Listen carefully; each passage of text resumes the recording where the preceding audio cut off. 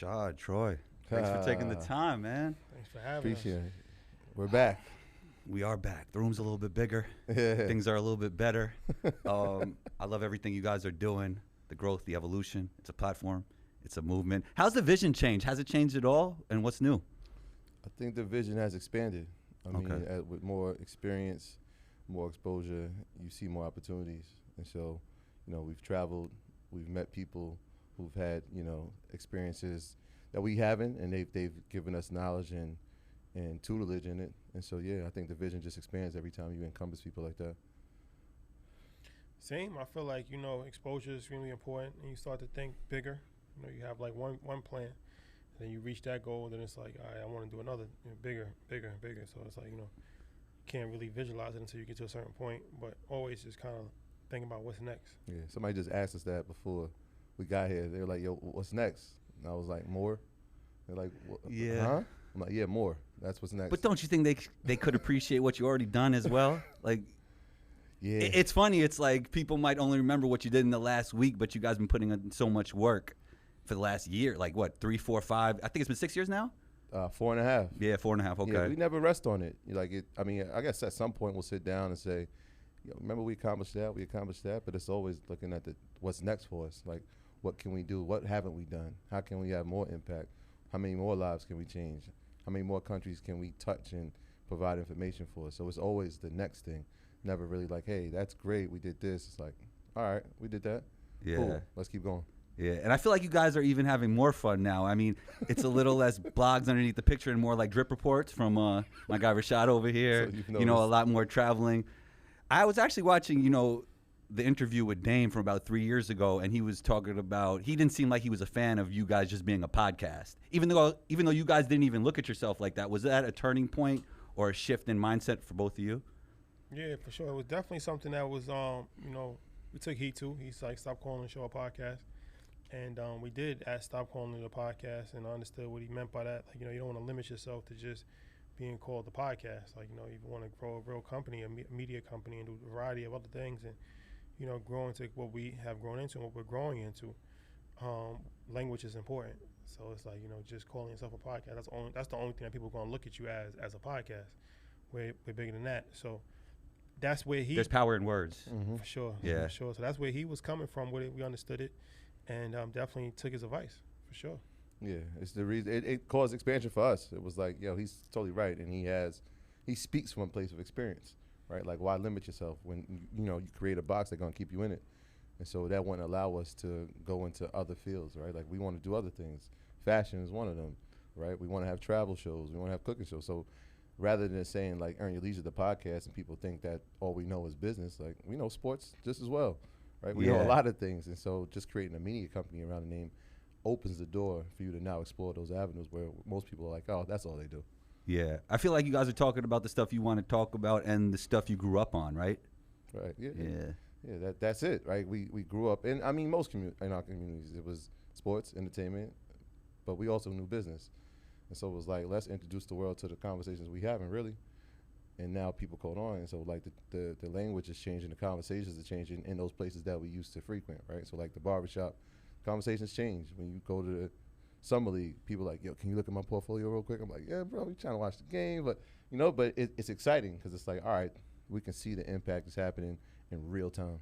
Were you guys out in Vegas for summer league? Nah, we didn't make it out there. Okay, next year you guys got to come. You guys would love it, man. For sure. Yeah. For Any sure. reason to go to Vegas? Yeah, we love it. For sure. Speaking of the NBA, we're here talking business. Jaylen Brown signed the richest contract in NBA history, $300 million, multi-year deal. But the funny thing is, a soccer player was offered $700 million or over $700 million for 1 year. Yeah. Should the NBA be concerned? Yeah, for sure. You like from Saudi Arabia? Mm-hmm. Yeah, I think they already are in golf. They're in football, soccer. So, I would assume the next biggest sport internationally, American football is not really an international sport, but basketball is.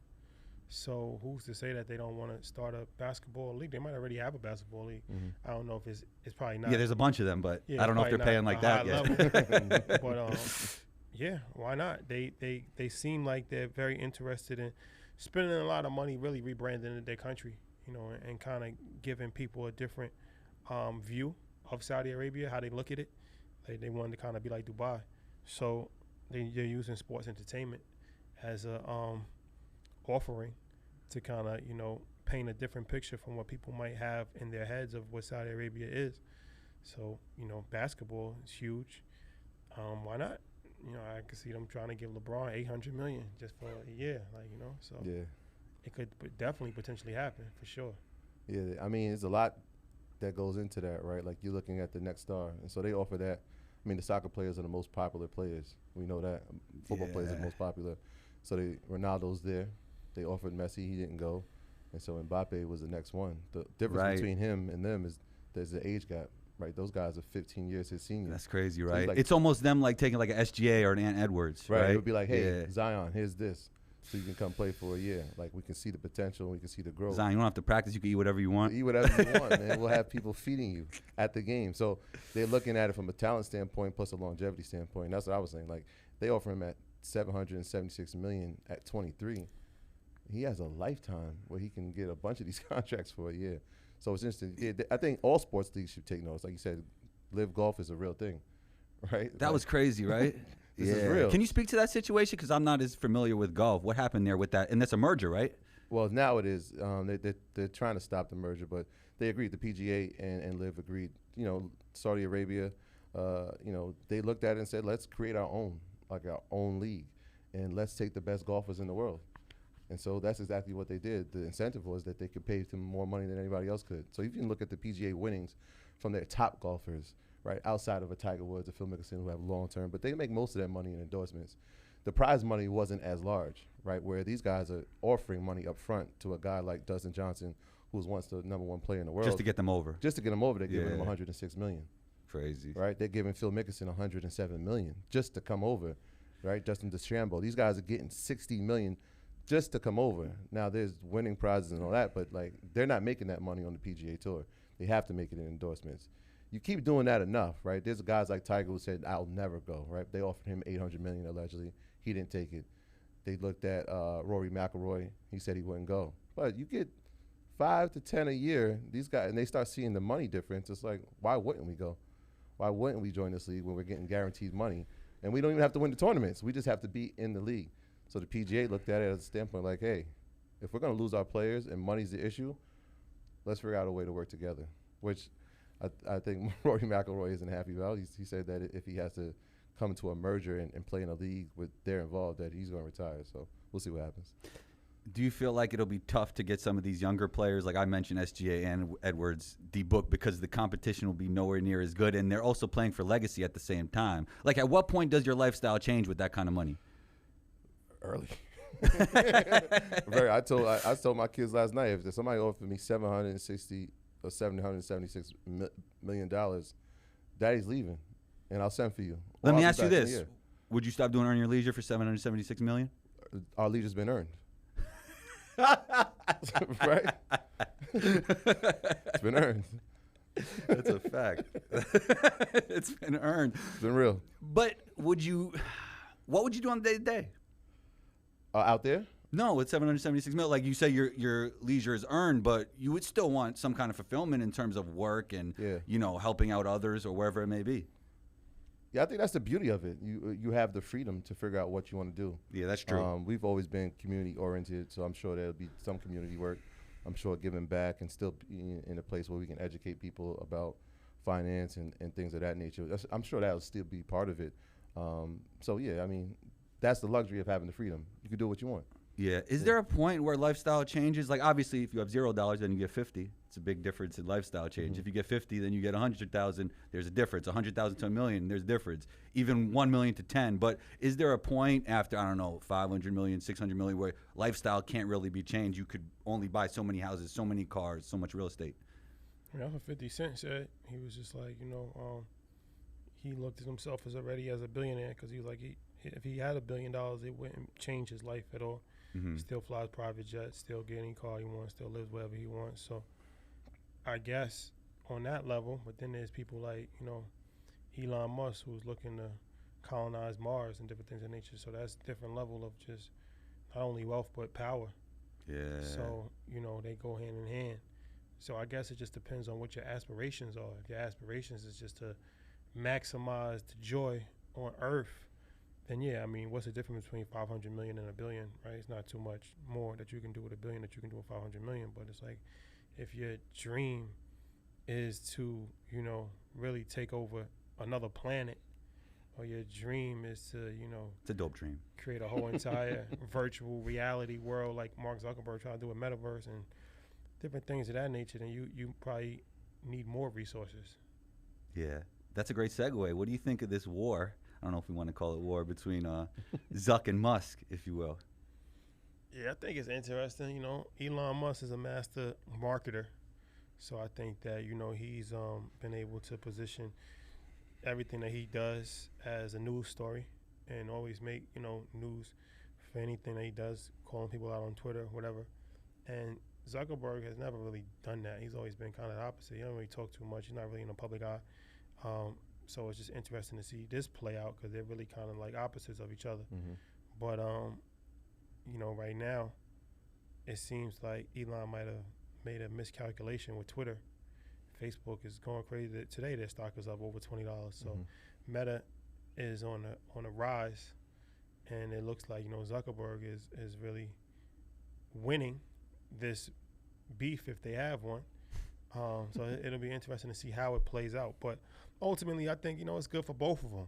Publicity is always beneficial. Nobody, you know, loses in this type of situation because more people's talking about Elon Musk, more people's talking about Mark Zuckerberg, they're talking about Twitter, they're talking about, you know, Instagram, they're talking about Threads, they're talking about everything else that they have going on. So, you know, if you can keep people's attention and you can keep people talking about you, then ultimately, you know, that's a win. Yeah, I think it's interesting. Elon has, like you said, he's a master marketer, but the backfire was that he actually made Mark Zuckerberg cool. Like nobody looked at him like as a cool guy, but now you see him with UFC fighters, right? Like, And they're supposed to fight, right? Zuck right? and Musk. Well, he wanted to. I think his mom suggested that he didn't. But it's interesting. Like 18 months ago, 12 months ago, he was in front of Congress, you know, fighting for the company, where, you know, he had to lay people off. The metaverse really wasn't working. He's lost billions of dollars for the company, and it was like, well, where's the future for you know, Facebook? You know, he had the name change from Facebook to Meta, so it was like all this negative press. And now here you go, and this, you know, he challenges him and he creates threads on the news Right. that Twitter was, you know, they made some changes to their platform. He countered with threads and was like, oh wait, this guy really has something here. You get 100 million users in a week, and it's like, who's using Twitter? Or it's not even Twitter anymore, X. So I mean, it backfired for him, but we'll see. Elon is where he is and who he is for a reason. So I'm sure innovation will be on the other end of this. You know, he talked about creating a payment platform out of X, Yeah. which is interesting because that's something that these other social medias don't really have a master on yet. Would you consider YouTube a social media?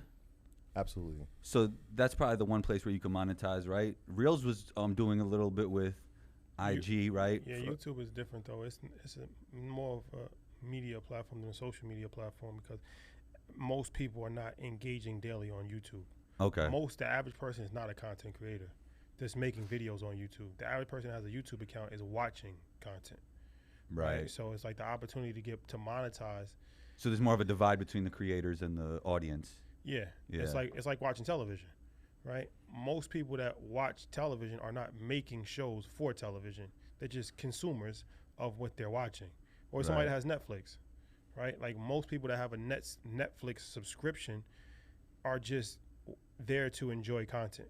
Right. 98% of people that have YouTube accounts are just there to enjoy and watch content, like Netflix. Yeah. They're not creating content. So I would say it's more of a streaming service, anything, Okay. Yeah. right? Where it's really provided. Where I look at a social media platform as communication based. It's a new way to communicate. So you're going on there, you're watching content, but you're also engaging, sending DMs, leaving messages. This is how we communicate with each other, right? As opposed to just texting or calling. Social media has become a new form of social engagement, that's why it's social media, because it's a media part of it as well. Like we've created a media company on social media, so that's the media part. But then it's social, So it's more of a social engagement hybrid of media and social interaction kind of merging. Where I look at YouTube as more of a content consumption.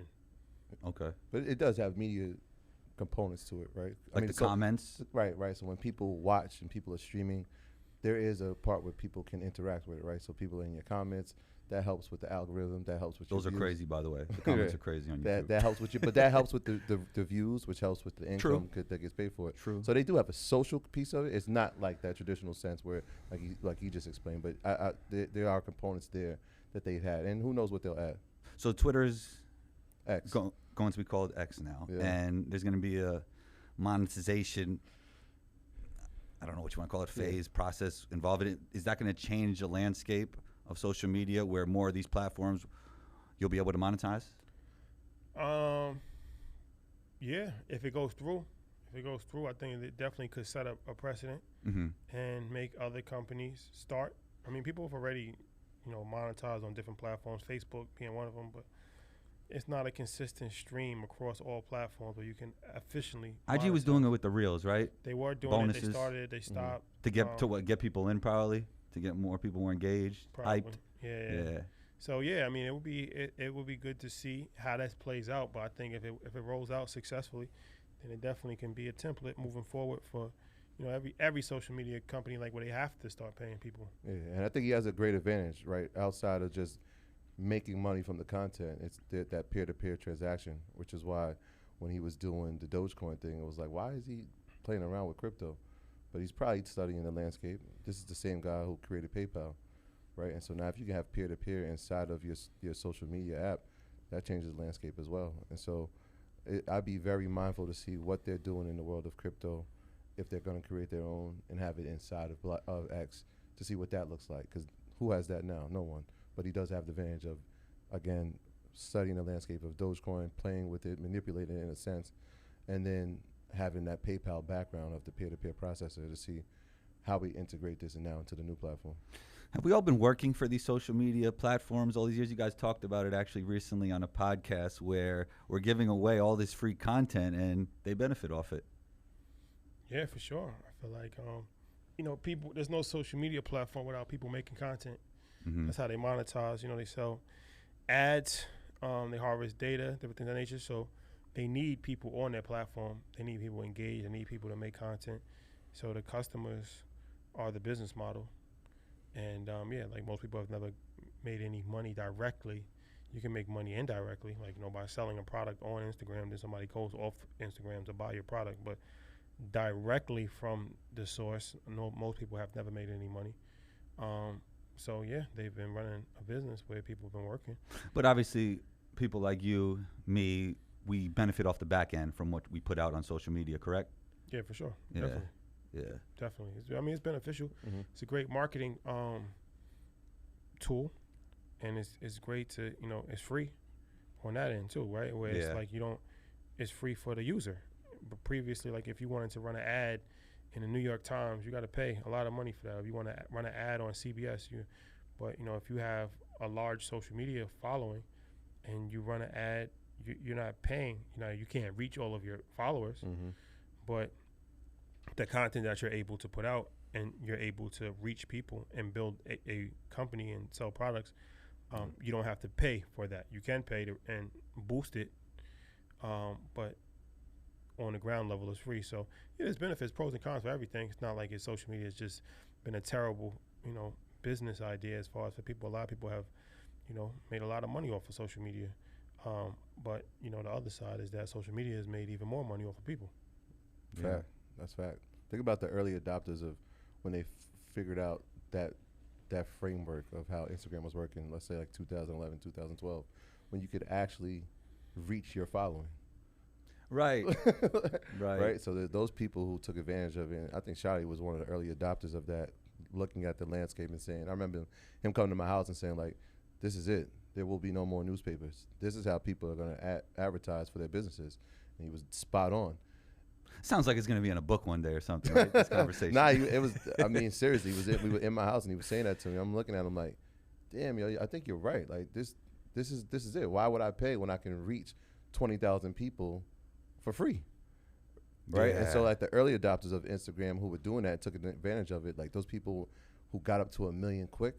Imagine if they were able to reach 500,000 people, right? If we got 1 million now, like we probably reached maybe 10,000, if Right, that. And right. if we want to reach more, we have to pay. So they're gonna figure out how to monetize it on the back end for themselves. So I mean, it's interesting. So like when people are creating these new platforms, like those early adopters, who's gonna have the innovative thought to say, all right, this is how it's gonna run, this is how it operates. Let's take advantage of it now before big money comes in and people figure like, all right, this is probably not the best way, right? Because somebody like Ronaldo, who has 400 million followers, imagine if he was able to reach 400 million followers, he'd be the leader of the free world, right? Yeah. You know what I'm saying? That's crazy. It. Or Kim Kardashian Yeah. with 350 million plus followers. It's like, okay. In a vacuum, when everything went to algorithm, has that benefited everybody? Has it benefited the people that use social media platforms? Has it benefited the social media platforms themselves? I don't think it's beneficial for anybody except for social media platforms. Okay. You know, because it's like you putting people in a position where they have to start paying to run ads, or they have to start. If you want to reach a certain amount of you people. gotta start paying to boost your posts. So it's definitely not beneficial to the content creators. I don't think it's beneficial for even just regular users, because it's like if I choose to follow somebody, I should be able to see their posts. There's a lot of people that I follow and I don't see their posts, and I forget that I'm even following them. And it's like I made a that's crazy. conscious decision to follow them. You seeing Combo's core content? I do. Okay, good. I do. It's in my algorithm. Good. So it's like, that's something that, I should be able to make a decision for myself if I want to see the content or if I don't want to see the content. It's AI. Well, you could mute people. I got to use that more often. The I mute, do that every 30 days. I do. I'm not interested. Don't show me anything like this again. but it's just Yeah, like I need to do more of that. the vast majority of the content that you see is being dictated by artificial intelligence that is saying that you have a high probability of liking this post. So we're going to show you this post because this is the type of content that you want to see. And it'll keep you engaged on our app. Right, Mhm. exactly. Yeah. But there's a bunch of other content that I probably want to see, but I don't even have the right to see it because it's not being shown to me. Yeah, it's an interesting thing. Like if you stare at something for 5 seconds, the algorithm is going to pick that up and say this is something that they like. Even if you scroll up, Crazy. they're going to keep feeding you that. But the tricky thing is that the algorithm changes daily, maybe weekly, but there's no fair warning. You just kind of got to figure it out. Like, wait, this post, 17 people saw this? How did this happen? Yeah. And so it's like trial and error. You gotta go figure out what happened, what changed, what do we do, how do we do something different? That didn't work, this works, and now you're wasting time. And as you're doing it, the algorithm is still creating. And also, you don't want to move too far away from who you are, trying to change it just for the algorithm. But then people will, post outrageous things just to get the algorithm going for them. But then who are they really at the end of the day? Most outrageous thing. Damn, I just spit some bars. That's crazy. Okay, you mentioned AI, ChatGPT. It seems like it has some competition now, right? Yeah, for sure. Everybody's coming out with their version. Google's coming out with a version. Meta's coming out with a version. Apple, this is coming out with a version. So you're going to see all of the tech companies have their own chat box, is what they call it. Okay. Where it's like you kind of just ask it questions and it gives you answers, or you just. So that's the general term for any ChatGPT type platform? Chat box? I believe so. Okay. Yeah, I think Okay. the GPT part is so Apple's GPT, and well, Microsoft did with OpenAI with ChatGPT, but other companies will create their own GPTs. Yeah. So you're going to see a lot of that happening. I think the competition is only going to intensify, and pretty soon everybody will just have different versions of it, different unique features, different personalized features, and it'll be a thing where you just see which one you like. It's like a internet browser. Like you got Safari, you got Google, you got Yahoo. There's a bunch of different ones, but Google became dominant, but they're still not the only internet browser or search engine, I should say. So now it's like, what search engine do you actually use, right? You have options to use different search engines. It's just that Google has reigned supreme over the last 15 years. It's interesting that you mentioned that, because I was thinking that this could be, and I've heard nobody talk about this yet, can't this be the death of search engines when you could just talk to ChatGPT? Can it be the death? It doesn't help the space. Yeah. But what he said is very important. He said that Google has a dominance in it. And if you think about why, it's because it's efficiency, right? But it's more like, and to my point, it's more efficient than putting Yeah. it into a search engine, right? Like I Yeah. could just chat with I somebody. think that's the next Yeah. level. So companies will have it. I said this the other night, but it starts with the, first the AI companies being created, Okay. then enterprise incorporated, and eventually it'll be individuals. So you'll have your own GPT, right? That stays with you, right? So it'll start figuring out the things that you like. It'll understand the things that you can. I was watching a presentation where the gentleman was talking to his own personal GPT, like, can I eat this banana? And it was like, well, you're allergic to bananas, but eat at your own risk, right? So That's like, crazy. it'll get to that point where everybody will have their individual one, and so you don't need the search engine, right? It's like Siri. Do we need Siri? We don't need her, but we can use her when we want to. But does it make it more efficient, right? So that's what it's going to come down to. Who can create the one that turns into a personalized thing that makes life even more efficient for everyone? And competition is good, so it could speed up the process of how well these things work. Yeah, that's what's happening now, right? So OpenAI and ChatGPT out the gate, boom, that becomes a space. And even now, some people aren't even familiar with its capabilities. But over the next, 2 to 3 years, it's going to be everywhere. You can't hide from it because enterprise will have it. But there are going to be people who are watching, and even if you watch now, people who've left OpenAI, they're going to create their own, right? And Google, like you said, Google's creating its own. So it's going to be about how fast can we make it, right? And that sometimes being ahead in that space can backfire for you, right? Because it's like, well, we went out the gate, but we had errors. We had what they call in the space hallucinations, where the answers that they have and the prompts that they have aren't as efficient and not always true or accurate. Mm-hmm. And so now the person is looking at that says, all right, I'm an engineer. How do I make this product even more accurate and faster than theirs, right? And so it becomes like the MySpace to the Facebook. So it's part of technology, and that's the evolution. That's how things will happen. How do you guys use ChatGPT? Are there any hacks or even ways to make money at this point using ChatGPT? I'm sure there's a lot of ways, but are there any ways that come to mind specifically? I use it a lot for like writing, like different things like descriptions or captions, or YouTube a lot. Like, just give it like random thoughts and like just make 100-word, write up about this, and it does it like in a second. So that's how I use it a lot for anything that really has to be written. Spell check, use it a lot for that too. Like, if you're writing something and you want to just make sure that it's spell check. So it's an editor. Use it for like editing a lot of written work. You want to hear how much facts that is? When I was texting him today, I used it just to spell check. You know what I mean? Yeah. So I was using it just like that today. It's crazy. Yeah. Yesterday I put in, I have ChatGPT, but I was using Claude 2, which is Anthropic, one of their competitors. Oh, wow. I never heard of that one. Yeah. So Claude 2 is a GPT that, like I said, so the engineers who were at OpenAI, they left and created Anthropic. And so like when the White House had a call for people in the AI space, they invited the OpenAI people, but they also invited Anthropic and a few other key companies. So when I put in, it is able to transcribe a lot quicker than ChatGPT. So I think Google had their earnings report on Wednesday, and it's like a 14-page report. I'm like, I took the PDF, I said, transcribe this for me, or summarize it. It gave me a one-pager of everything that came out in their earnings report. So now when I'm looking at it, I'm like, all right, cool. Here's the bottom line. Here's the revenue. They hired a new CEO. Okay, boom. Quick. Saves a lot of time. 2 minutes, right? I didn't have to go through the 14-pager. Give me a paragraph to tell me what this was all about. So the next thing was like, all right, well, Microsoft had their earnings report. They kind of missed. Put the PDF in. 60 seconds later, I got a one-pager. All right, bet. Crazy. Move on. Crazy, man. What's your biggest concern when it comes to AI? Can they do what we're doing? Like, can they make the same podcast that we're talking about right now? Or, should we be worried? Can they start potting like us? Can they? I don't think they could create an event like InvestFest, right? Like, what exactly could AI do in the future? You never know. When you create something that is smarter than you, then there's no telling what it can do, right? 'Cause Yeah. it doesn't have the same level of brain capacity that you have. It's smarter than you, so it can really do anything. Even stuff that's beyond our even imagination.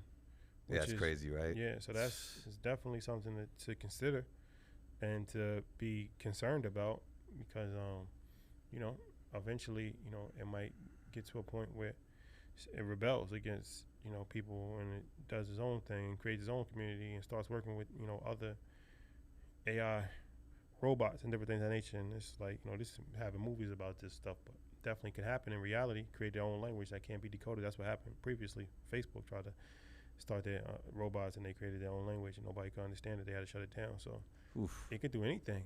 Like I said, it's 1,000 times smarter than a human. So That's crazy. That's underestimated.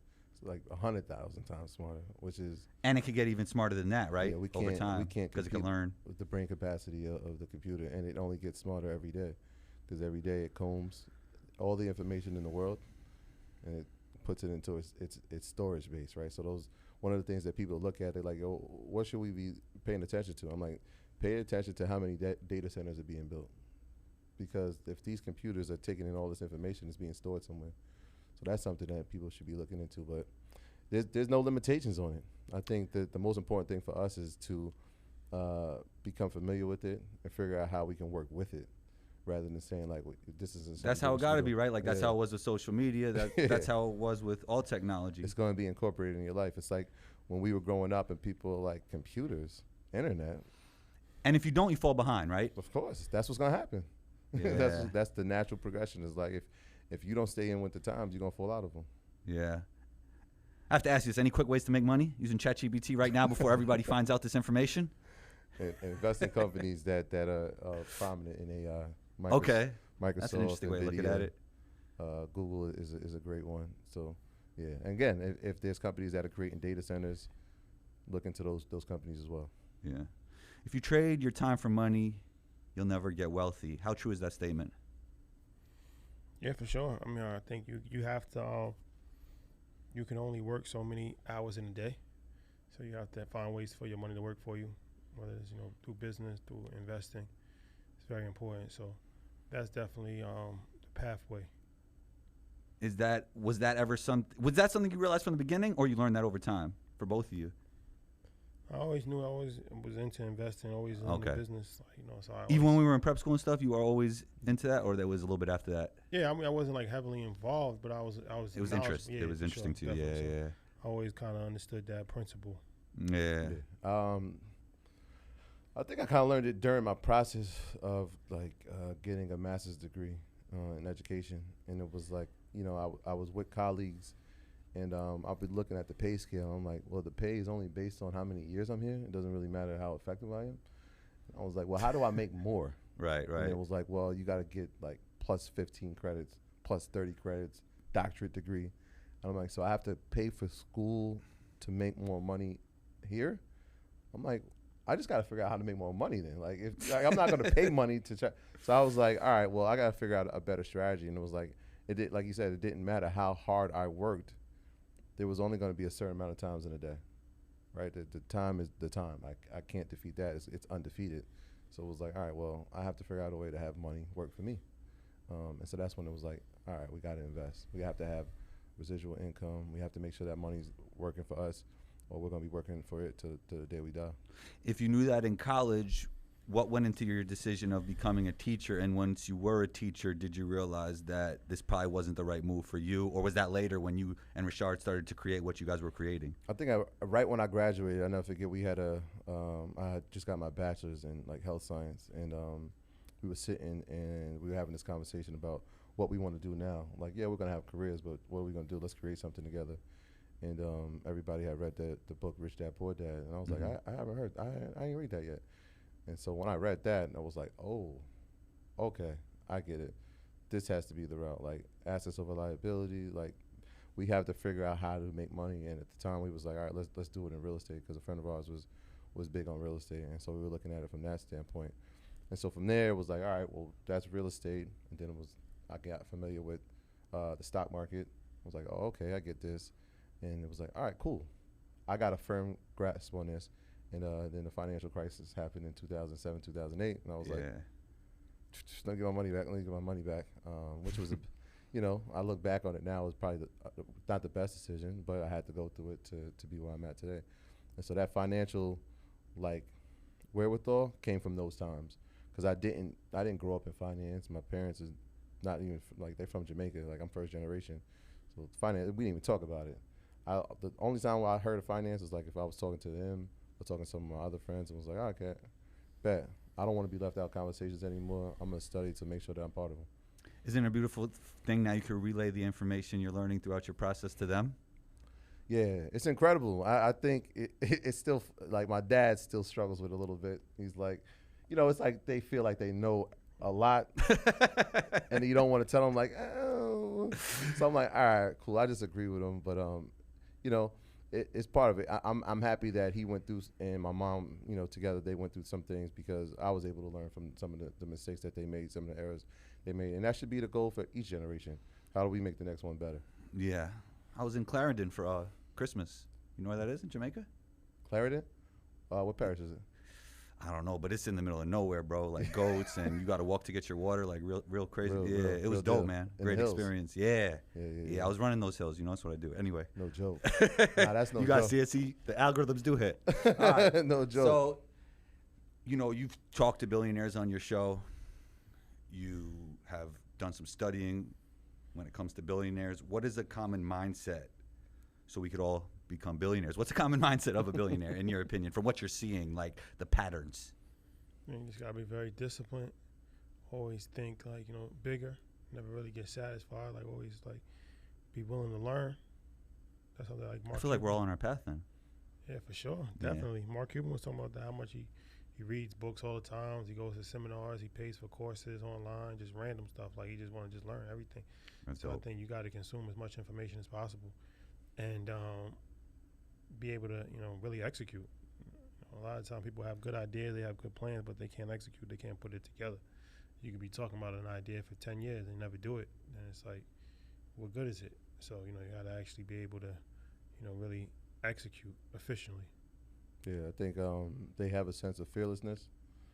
They never, and I think this is one of the things that we have in common, is that we never look at an opportunity like, oh, this is not going to work. It's like it has to work because it has to work. Is it basically like when there's a will, there's a way? Yeah, we're going to figure it out. Yeah. That's the main thing. We'll figure it out. So that's something that, I've seen for sure. Their ability to collaborate and have collaboration inside the business, building strong teams, and leadership. Those qualities are something that we've seen in all the billionaires, and not just the billionaires, the multi-millionaires, because I don't want to feel like they're not as important. Yeah. You know what I mean? They're equally as important, but they've had all those characteristics. And there's hardships, too. They've all had more money, more problems. They've all had some type of hardship, and they were able to combat through it and become even bigger and were able to scale whatever they're doing. Yeah, it's interesting. If somebody's already an expert in multiple fields, what's the best way to combine all that and start a consulting company, conglomerate? What would be actually, a great question is what would be the first step? To start a consulting firm? Yeah, for something you're already super knowledgeable in. I guess the first thing to do is put together a business plan and really, put together a list of people that you would reach out to, whether it's different colleagues that you have or different, businesses. These would be your first clients, right? So you want to kind of pitch them on your services first, and usually it's beneficial if somebody actually knows you. And so reach out to your network. Yeah, reach out to your network for sure. And then, build a presence. Talk about social media. That's a great way to kind of build a presence and become an authority online. And really, grow your network bigger than just people that know you. That's something that, once again, is free. It's free to make content. It's free to, put it out. So, I would definitely encourage everybody to, think about that. I would add, figure out who your target audience is going to be, and figure out how many people you want to help. I think one of the successes of what we've done was we didn't go into this thinking, all right, we're going to make a lot of money doing it. It was more of a standpoint, and a lot of people in businesses that are successful is how many people can we help, how much value can we add, and money became a byproduct of all those other things. And so if you're creating a consulting firm, again, who's the target audience, how many people can we have, how much value can we add in this space? Yeah. So let's, we started with sports. Let's finish up with a couple topics about sports. ESPN, there was a lot of layoffs recently. Yeah. Just reading between the lines, what does this mean for the future of sports media? I feel like, it's media in general. Like, people are cutting back. You have people like even Cam and May starting their own show. So, when you look at the world of YouTube and different podcasts and stuff like that, like people are consuming content differently, and they're not just watching ESPN for Right. their news. Just like they're not just watching CNBC for their financial news. They might be watching us.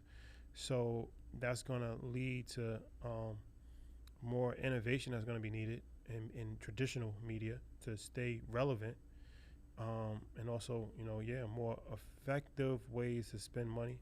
Mm-hmm. So that's going to be cutbacks on staff. There's going to be cutbacks on writers. There's going to be cutbacks on personalities. The days of just having $1 million budgets, do everything, and because they didn't have any competition. Now they got competition, and people's attentions are being, vied for in a variety of different ways. So you don't have the same luxury of not having that, just only thing you can watch is Sports Center if you wanted to watch anything to do with sports. Now you can watch anything. You can watch Bleacher Report online. Mm-hmm. So I think that, you're going to start seeing a shift in that for sure. Yeah, I think the way that linear TV made money has changed over the past 10 to 15 years. Yep. And so when a company like Disney, who owns ESPN, right, when they were so used to getting money from advertising during the breaks of their shows, that's kind of gone away because people don't watch the same, so advertisers don't spend the same. And so you have to figure out a new way to get income. And social media has done that. Like you said, if you go to Bleacher Report, you're going to see the same news. In fact, you might see it before you get to watch it on ESPN. So now what's the point of doing it? That's part of business. You got to figure out a new way. The interesting thing with them is that in order to have the bottom line, you have to have cuts. And rather having year talent on the network, you got to find new ones. Like this isn't the age of when we grew up, when we had to watch Craig Kilborn, right? And Stuart Scott, rest in peace, and Chris Berman. Like these guys, we watched them for our entire lives because they were able to create personalities on the network when people were advertising. Those days don't exist, right? And so they're not looking at it from a standpoint where it's like, do I need to have a Bahami Jones? I may not, right? Do I need to have Jalen Rose? They let Jalen Rose go. So it's like they're looking at a standpoint where they're trying to cut the bottom line, but they have to find a new way. So what's interesting for creatives is that if you're already in this sports space and you have a platform, you're coming to the network with that rather than them try to build, right? So like you figure like a Pat McAfee, who was able to sign for $85 million, he had a following. He was a former athlete, but he had a following prior to it. That adds value. People are going to come to watch that. And you've seen it with their Monday night. Like the Pat McAfee show now turned into, he's doing college football, but on Monday Night Football, if you turn to ESPN2, they have this live sports show that's with Peyton and Eli, and then they bring in guests. And now you're watching the game with them, right? But that's what he kind of had started that. And so, like, it'll be who's the next person that'll be able to kick down the segue and do that. Because I think that's where they'll have to go from a standpoint to make money, or from a standpoint of the network, they're going to have to find a strategic partner to partner with them in order to alleviate some of the costs. So you see more of bringing in talent that already has their fan base instilled, and also maybe like already has production. Like we could produce the show ourselves and then we'll send it to ESPN. But ESPN's kind of finessing people if they do that, right? Because we already got the production and we already got the fan base. But now the cost, right? If I can do this show right here, this doesn't cost the network anything. They could just live stream it on the network. Right. Like when I watch Peyton, he's sitting in his house. Yeah. He doesn't have to be in studio. I feel like a lot of that started in the pandemic. Exactly. Yeah. Right? But McAfee was doing that. Yeah. And now it's like, all right, this is like the normal thing. And people actually watch it. So now when you go to watch the Women's Final Four, they bring in Diana Taurasi and they bring in Sue Bird. And they're sitting in the living room because it's like, all right, they're at the arena, but it has that home feel. It's like, we can do this from anywhere. So you see more of that, more shows like that. And I think so. Yeah. And less like big studio productions, you're saying. Right. Unless the only one that's worked successfully throughout the years, I know the NBA one is pretty decent, is First NFL. Take, right? First Take is a show. Yeah, I'm saying like for a specific sport. Okay. It's like the NFL, that comes on. The NFL is king in American sports. And so that one works. But the talent has moved, right? Like imagine, I couldn't think of a day that Susie Colburn wouldn't be working for ESPN, but that day has come. Yeah, Right? That's crazy. Yeah. All right, let's end with this because you guys don't debate a lot, but I feel like you guys are not on the same page when it comes to this. And we're talking about the greatest NBA player of all time. We're not on the same page. No. But I'm going to change the question slightly because I heard Rashad talking about on social media that the reason he has LeBron as the greatest ever, or one of the reasons, is because of longevity and consistency. Is that correct? Yeah, for sure. Okay, now let's take that out of it. Who has had the greatest peak, Rashad? Them at their best, who was the greatest player between MJ and LeBron? I mean, I think it's debatable, but I think that you can definitely make a debate for LeBron as well. I mean, I think what he's done as far as 9 conference finals in 10 years, something like that, like his dominance. We're talking peaks.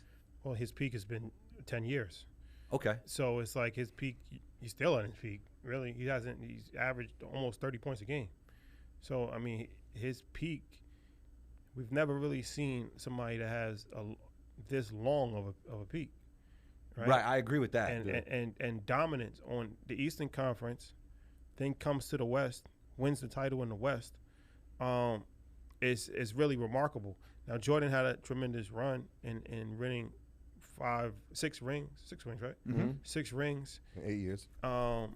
And that was a tremendous. That's a Get tremendous. that in there. By the way, no, this is by the way. That's a tremendous accomplishment. But it's like, LeBron has a stranglehold on the NBA. Come on, I want to ask you this though, right? Mm-hmm. The longevity thing, and this is interesting. What year did Jordan retire? Well, he retired twice, right? The last with the Bulls. I don't the Wizards thing. I don't really count. But when he 96. how old was he? He was, I would say, 36 if I had to guess correctly. All right, 36, right? Yeah. There's guys in the league. So like even when he retired, it was like, damn, Jordan kind of felt like he was old. Yeah.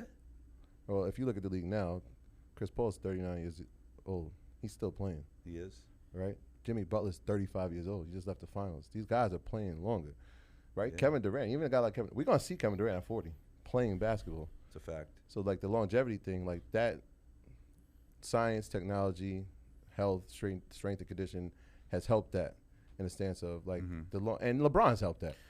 Because he's been like one of the first guys that we've seen to do it. But LeBron's not even the oldest guy in the NBA. But Because LeBron, I do like Andre Iguodala's still playing. but there's 48 players that was drafted when LeBron got drafted. He's the only one that's still playing. It's a fact. But he's not the oldest player in the league. No, I know he's still but playing. I'm just saying it's still an anomaly. He is. And it's Of course it's an anomaly. They're both anomalies. But it's one thing to still be playing at 39 and 40 years old. It's another thing to still be dominant.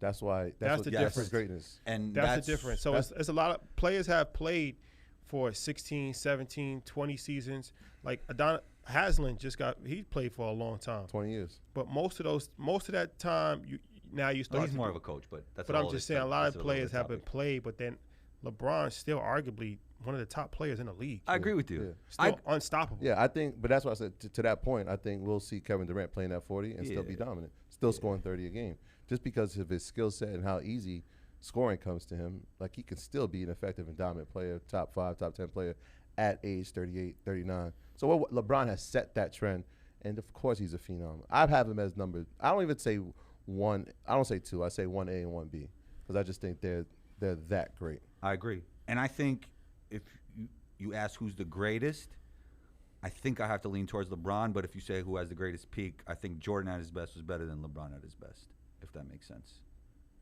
I mean, like I said, you could debate it because you could always debate it. Yeah, I think LeBron was Even though we're not a debate show. LeBron's a better all-around player. Yeah. And provides more on the court than Jordan does. I don't think You're that's saying more from an all-around standpoint. from an all-around playing That's standpoint. what you're saying. Like, you know what I mean? As far as being able to pass, being able to, rebound, control the team, really can play any position on the court. I always lean towards players that makes their teammates better. I mean, they both did, but LeBron definitely did that. Exactly. LeBron definitely makes his teammates better, and that's evident to every team that he's ever been on. Yeah. Every team that he's ever been on has been a winning team, and that's not true with Jordan. Yeah. It's just not. The Lakers weren't a winning team. They just went to the conference finals this No, year. 2 years ago they didn't make the But playoffs. I'm saying he's with the Lakers. They won a champion. He had a championship with the Lakers. Every team in He's LeBron. looking at the asterisk. I'm not putting the asterisk. Every Don't team- do that. Every team. Don't do the asterisk thing. The bubble counts. Don't do that. Every team that LeBron has been on. Every team that LeBron has. Think about every. Different Definitely. set of challenges. Think Definitely about, counts. Think Yeah. about Counts. every team that LeBron has been on. Yeah. He has a championship with that team. That's a tremendous accomplishment. That is. Yeah. And it's not like, disrespect to Robert Horry, but it's not like he's just happens to be on teams where he's just fitting in, and he's the best player on every one of those teams. So every team that he's been to, he's won a championship with that team. That means he's made that team better. It might have took a year, it might take 2 years, but they've become champions. This is what I told you this year. I said he can't be the best player anymore for them to win. And I said that the past 2-3 years. You argue with me, and I said AD has to be the best player if they want to win. AD's so inconsistent. But that's the problem. Yeah. He's not as consistent. So if he's not going to be the best player, they can't win. Because you can see, like, when I they feel like played AD lacks that killer instinct. when too they played sometimes. Denver, like, he tried his hardest. He played good actually. He played well. right, Yeah, he but played it was just like he can't carry them to the finish line. He's done it for how many 20 years, 21 years now. He shouldn't have to carry them to. He shouldn't have to be the best player. It has to be the next guy. Yeah. Okay. Last thing, and then I want to hear more about InvestFest before we get out of here. But last sports-related thing before we get out of here: advice you would give to a young athlete coming into millions of dollars. Definitely have good people around you, good advice, and educate yourself. Most importantly, like, you can rely on other people, but you gotta educate yourself. Understand that nothing lasts forever. So just be careful and be wise with the money that you have, because you don't want to waste it and then have to live with regrets later on. Minimize bad decisions. Charlie Munger talks about that. That's a fact. That's a fact. So definitely educate yourself and just understand that you don't have to do everything at one time. Yeah, plan for the future because you're gonna be older a lot longer than you're gonna be younger. That is my favorite quote. That's a bar. Who said that? Sheik Luch. I should know that. Proceed. I just think it's key. Especially and we're talking about millions of dollars. That could be a 17-year-old kid that's coming out of high school with the NIL situation. And so, yeah, the education piece is important. Finding people that you trust, that's important. And finding people who are knowledgeable in areas that you have interest, right? A lot of times people will bring opportunities to you and you have no interest, but they're telling you it's a good idea. And so they'll go along with it, right? But if you don't have any interest in it, then you're not going to really learn from anything that's happening. So figure out what some of your interests are. And I'm not saying at 17 you should know everything that you want to do in life, but have some type of interest and find people who are knowledgeable in that and then try to get as much information as possible before you make a decision on getting into it. Outstanding. You guys have been more than gracious with your time. Really appreciate both of you. The biggest. Tell me about InvestFest. InvestFest, August 25th through August 27th this year in Atlanta. And, it's just an amazing event. Over 20,000 people will be in attendance, Atlanta, Georgia. We got Diddy as a headliner, talking. We have Robert Smith, billionaire. Who's been on your show? For Yep, sure. yep. We have Mike Novogratz, who's another billionaire in crypto. We have Kathy Woods, who's the most famous female investor ever. We got Steve Harvey. We got Chris Paul. We have Lala Anthony. We have Jermaine Dupri. We have my guy Don Poole from Brooklyn Chop House, owner. We have Tabitha Brown, MG the mortgage guy, Maverick. 19 Keys, Ian Dunlap. So Maverick, Rich Paul. yeah, it's just a gumbo of It's a lot. business, finance, people that have reached high levels of success across all fields. And just an unbelievable experience for anybody that's interested in coming. Over 3 days of, vendor marketplace and food trucks and panel discussions and fireside chats and so much energy in the city that's going to be happening over that course of that time. So definitely will encourage every single person to meet us there. It's the third year. Every year it's gotten bigger and bigger. So this year we expect it to be the biggest so far that we've done. Mm-hmm. And yeah, man, make your way to Atlanta. This is an event that you definitely can't afford This to guy got miss. me hyped, man. I want to go now. Think about that. Wait, can we set Combo up for this?